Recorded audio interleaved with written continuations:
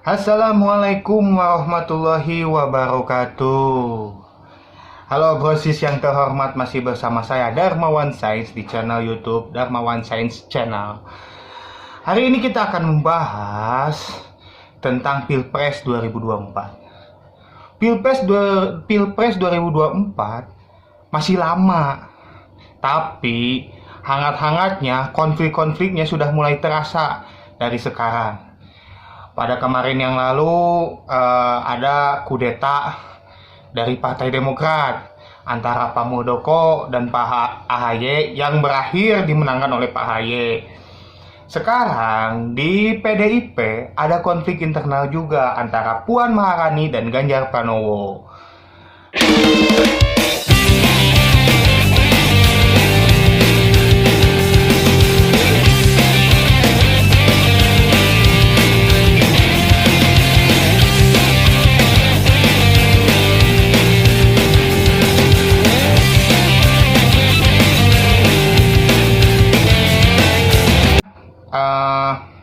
Berawal dari Mbak Puan Maharani yang mengadakan pertemuan di Jawa Timur tapi tidak mengundang gubernurnya, yaitu Pak Ganjar Pranowo. Ada apa? Ya, wallahu alam ya, saya juga kurang tahu, tapi yang pasti beliau tidak mengundang Pak Ganjar. Banyak lalu netizen mengkait-kaitkan dengan Pilpres 2024. Katanya Mbak Puan karena elektabilitasnya kurang dari Pak Ganjar, yang Pak Ganjar yang diusung-usung jadi capres di tahun 2024 harus menjungkirkan Pak Ganjar dari sekarang sebelum namanya naik terus, elektabilitasnya melambung terus, yang akhirnya Mbak Puan tidak bisa dicalonkan. Seperti itu, banyak di luar sana yang bilang seperti itu. Konspirasinya. Ada juga yang bilang bahwa ini settingan PDIP supaya nanti tahun 2024 PDIP bisa memenangkan lagi, karena formulanya sama seperti dulu Pak Jokowi ya, antara Ibu Megawati sama Pak Jokowi yang kemarin mau maju di Pilpres. Nah, sekarang mungkin antara Mbak Puan sama Pak Ganjar. Itu konflik itu pembicaraan di netizen masalah partai PDIP sangat ramai dibicarakan. Banyak yang mendukung Pak Ganjar dan sedikit yang mendukung Mbak Puan, saya rasa. Tapi kalau saya harus memilih, saya lebih memilih Mbak Puan Maharani. Kenapa?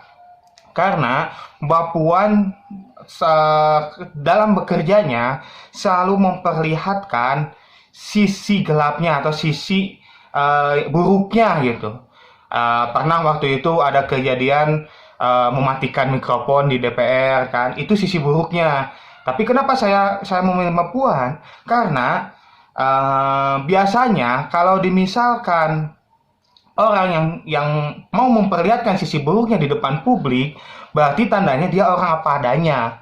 Sifatnya ya seperti itu gitu kan. Publik bisa menilai, oh sifatnya seperti itu.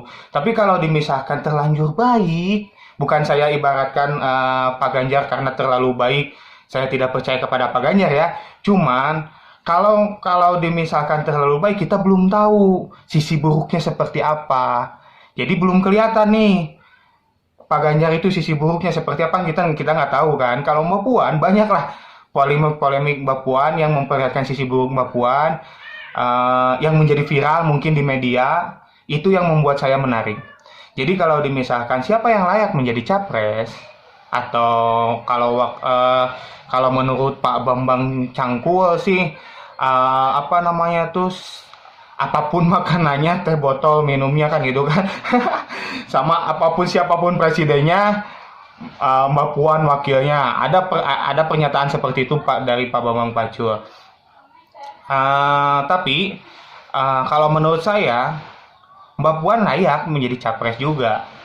Bukan hanya wakilnya, apalagi PDIP pemenang pemilu tahun sekarang kan. Sekarang kan DPR itu dimenangkan oleh PDIP, mayoritasnya kan dari PDIP gitu. Masa PDIP hanya mencalonkan sebagai wakilnya, itu kurang etis lah buat saya. Tapi kalau antara Mbak Puan sama Pak Ganjar, saya milih Mbak Puan.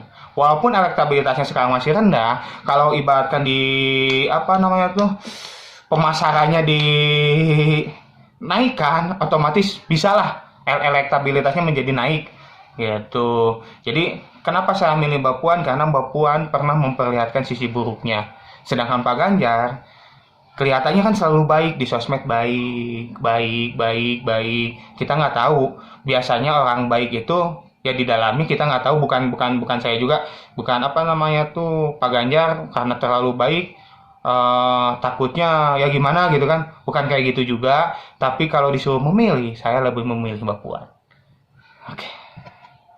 Ya, mungkin dari saya seperti itu. Jangan lupa subscribe, komen, like, dan bunyikan loncengnya.